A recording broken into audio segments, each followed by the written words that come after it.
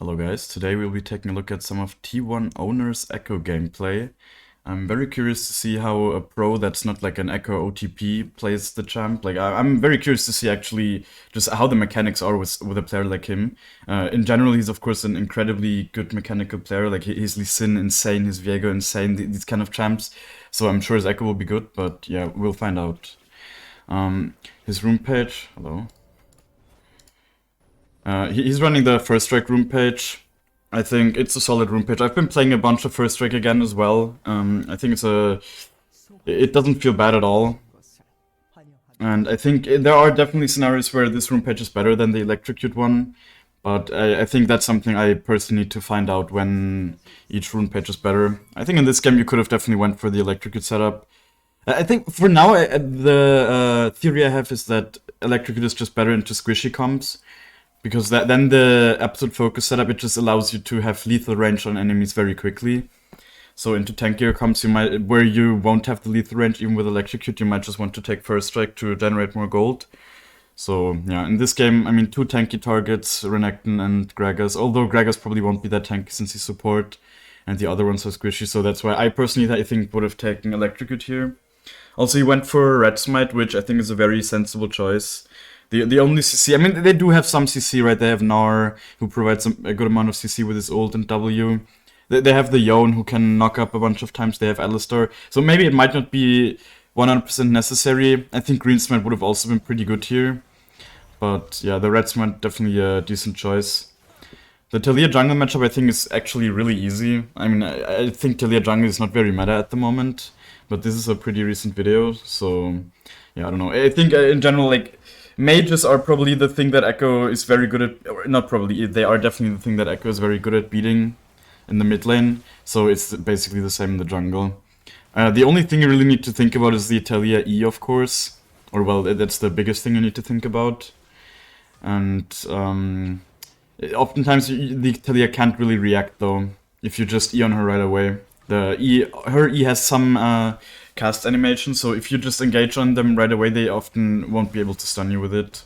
That's how I often played the matchup wrong for a long time. I was too scared to ever E on them, but in reality, that you can't even really react that well.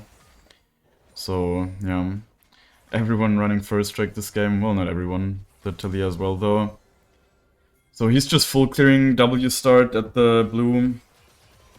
Interesting to see. I guess, okay, so his plan must be to impact top then? Or what's his plan here? Okay, Taliyah... See, like, this is what I've realized I'm missing from my gameplay is the unexpectedness. Let's see what the Taliyah did here. She just cleared bot set and then went bot.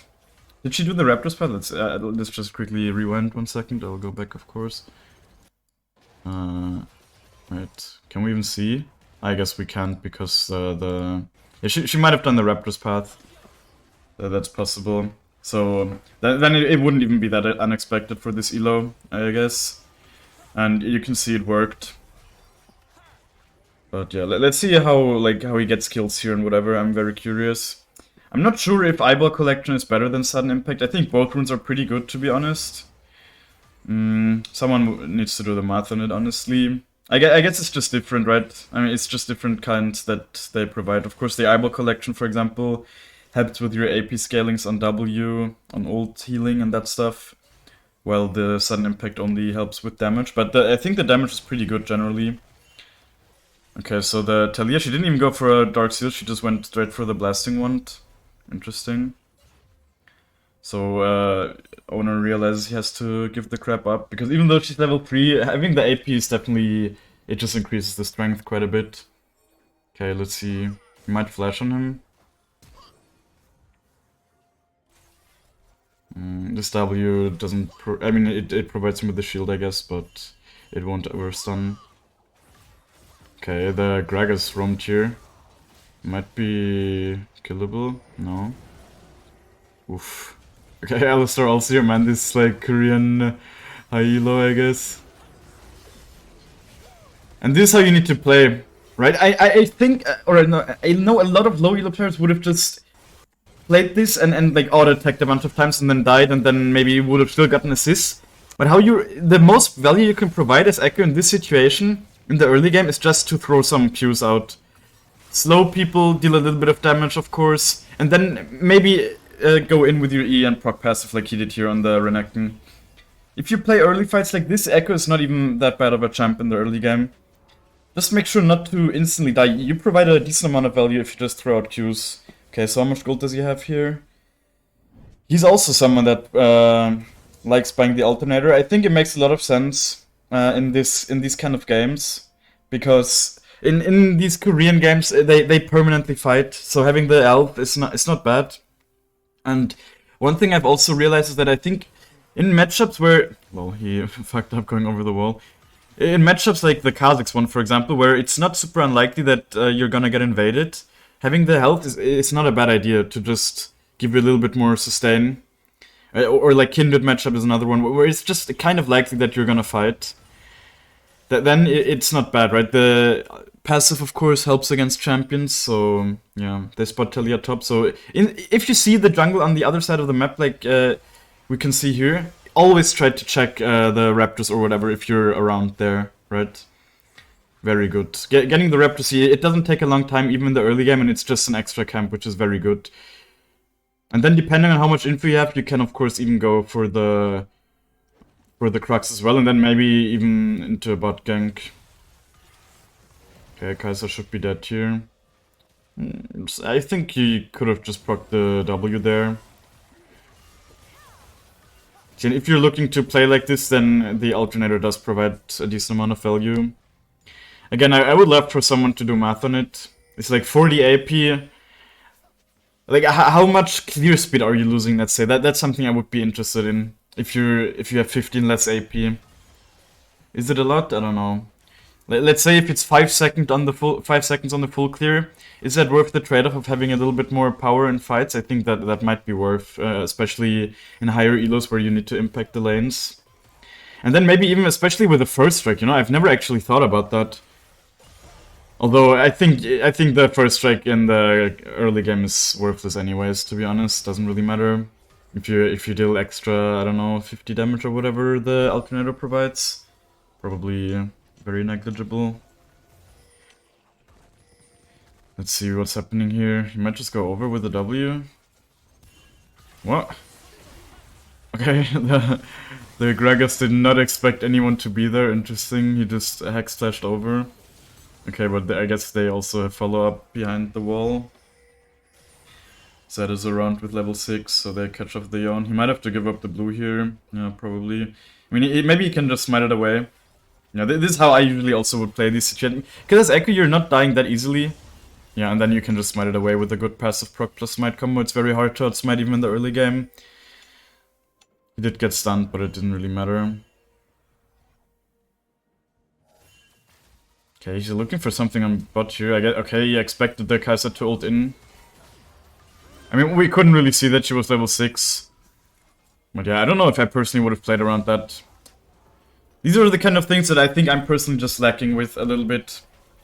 I would have 100% just went base there, I think. Unless I'm in a mood to really play a little bit of a coin flippy playstyle.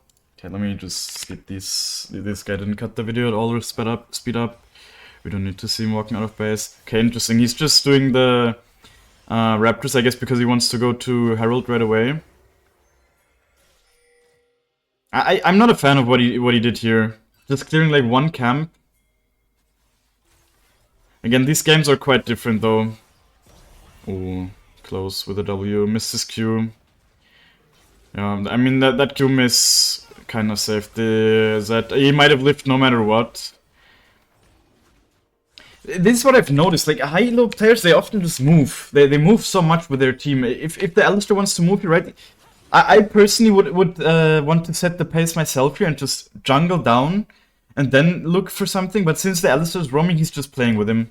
And he just does like one camp on the drive-by. And I guess if they get the kill on the Zed here, that's good, right? So for that, you just need to have a better read on the game, I guess. That's something I might be missing. Yeah, if he hits the Q here, like honestly, could he have just done the EQ combo? Yeah, for sure. If he just did the EQ combo on the Zed here, he has to flash right away, otherwise he gets stunned. So that's just one of those things, right, where you can tell that he's not an Ekko one-trick or a frequent Ekko player. He's just like a good player that plays Ekko here. Let's see, I'm curious to see how his combos are with Rocket Belt especially, I would say. If he does any fast combos or not. And I've also been saying this a bunch of times, you don't need to do these fast combos. Of course, it's really good if you do them. It's definitely not a negative thing at all. But they're not necessary for you to have success even high elo with Ekko. For example, Jutut, he managed to reach Challenger with Ekko without ever doing any combos, basically. So, it's not that necessary. It will improve your gameplay for sure, and like sometimes you might be able to catch people off guard. What is this boxing ringing sound, whatever? Yeah, but sometimes you might be able to catch people off guard, and that's why it's of course good. If you just do fast combos, but yeah. Here he's spending some time mid. This is also something I've noticed is just... You can invest some time, especially in the early game. Just for your laners. You don't need to have super efficient farming. The farming usually picks up after you get some items. Getting kills will snowball you so hard that I think you should just force more. But for that you just need good game sense. At this point he's in a very good spot. Although, I mean, the Talia also has her mythic, she also got 3 kills. He for sure can buy the Rocket Belt here though. Rocket Belt and even boots. Wow, and he's ulting back. That's not something I've never done in the early game. Interesting. Yeah, that's actually something very interesting to think about. Definitely doesn't allow, like, it definitely makes it so he can't hard commit here though. Wow. I mean, I've never really thought about it, but it makes sense, especially if you want to, let's say, contest objectives that have like a very short timing for you to take. Again, he's just like, clearing one side. Okay, I mean, he was like half moving mid, I guess, and we can't see in the replay here. I guess they were both low since the Yon is also low here, so he was thinking maybe he has to move there and collect the kill with a flash or something. Okay, let's see. I guess he's gonna place Herald mid here. Maybe then look for Drake. Probably not since the Alistar died. Just gonna get some plates here. Talia interrupts the Herald. Does it deal much less damage if it's slow? Not really, right? A little bit, I think, but not that impactful. At this point, he's in a very good position to carry this game. I mean, they do have some CC, but it's mostly like melee range, so it's kind of easy to avoid. But as Ekko, you should basically never get stunned by Renekton. Especially since the Renekton W breaks your shield as well, so really play around that, guys. Be careful with it. If you engage on Renekton and he just breaks your shield right away, it's... like, you're very, very squishy. Especially in the late game. He literally deals like 1000 extra damage basically by breaking your shield in the late game. So if anything, make sure you stun him if you want to engage on Renekton. And usually just play in a way where you throw out Qs and then just proc your passive really quickly, and then he usually is not able to stun you, even though it's a point-to-click ability. Okay, the Sion's popping off. Yeah, here you just use the Rocket Belt to get in range. They have info on him invading here, but I don't think they can even punish anyways. Again, like, look, it literally takes him like 3 seconds here. I think they should start looking at Drakes. I'm not sure if Korea is one of those servers where they don't give a fuck about Drakes, but it might be. I think, or it used to be the last couple of seasons. I think even though Herald was always quite a bad objective compared to how it is now, because it only gave 100 gold, I think in Korea they loved playing around Herald compared to playing around Drakes. They just really don't like, or they really didn't like, because they don't like having the games go on anyways, right? They oftentimes also FF at 15, so they don't even play around something that stacks up over the whole game.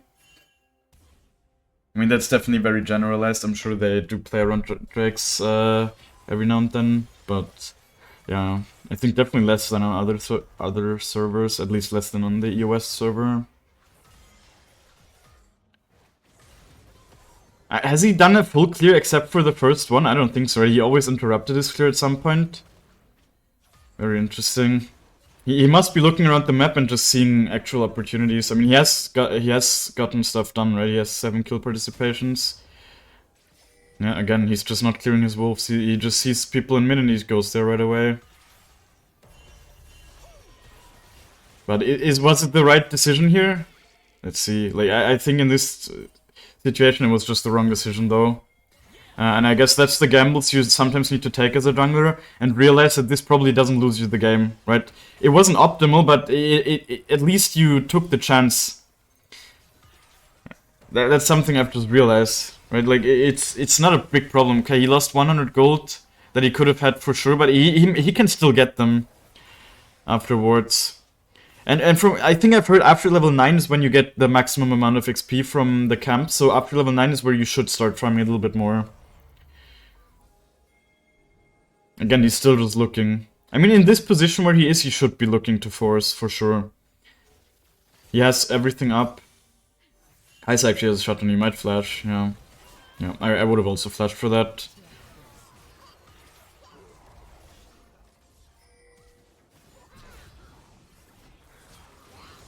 See? He's not being stupid and Eing on him. Not before he's stunned, I guess. But yeah, even here, I guess because of Gragas, it was a little bit scary, but yeah, like, he's not Eing on him like an idiot, he's just queuing him, and then his plan would have been to just E and proc passive, I'm sure. He must have a lot of gold here. Like, yeah, the way his jungle is up, but his CSing is not even that bad. I guess he has like 7.5 CS here, if my quick maths is correct. Ah, and I saw, yeah, I think he's going for Shadow Flame second here, by the way, guys, which is, I think, definitely wrong. Like, I've heard many good Echoes say that it's not a good item for Ekko. And, like, I think math-wise, it's just... one thing I also don't like about it is the fact that it just provides damage and, like, a little bit of health, I guess, but no utility like other items like Lichbane or Nashor's. Right? No ability haste, no attack speed, no movement speed. So, yeah, I think Shadow Flame second. It just provides a lot of burst. I mean, I'm interested to see how the damage looks, I guess. It does deal damage, right, for sure. They have some shields as well. I think as the last item it's alright. Definitely alright, but it's usually not better than Void Stuff either, so... yeah, I think just mathematically it's not a very good item. Maybe another way in which it shows that he's not an Ekko main. Especially, like, Koreans are very bad at item building. It's definitely a thing. Like, they don't think about their items often. Nobody does the math. You can hear LS rant about it all the time. Especially in pro games, even in pro games where you would think that people have... they should have people that get paid to just do the math, so they don't hold themselves back with their items, but that's just not the case. Okay, I definitely respect him though for buying Magi's, because a lot of these high elo Echoes, they're just too scared to buy Magi's. Very, very sad. Okay, so yeah, I assume he's not going for Ravenous, he's probably just going for Shadow Flame. Maybe with the first strike, you know? Like, I also just thought that, like, maybe with the first strike you just want the most amount of burst, so you of course stack it as much as possible. Let's see how much this next first strike proc gives him if he does a good combo. I'm curious. It definitely does make sense in that regard, or in that sense.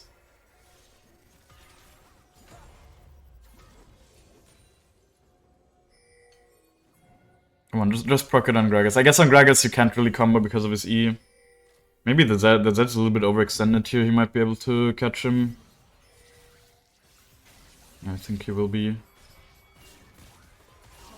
How much? How much? Okay, I mean, I think it was too low. He wasn't even able to deal that much damage. Okay, nice. Playing with the return Q. I wish he had first strike up for that one. Didn't even have the Talia stack.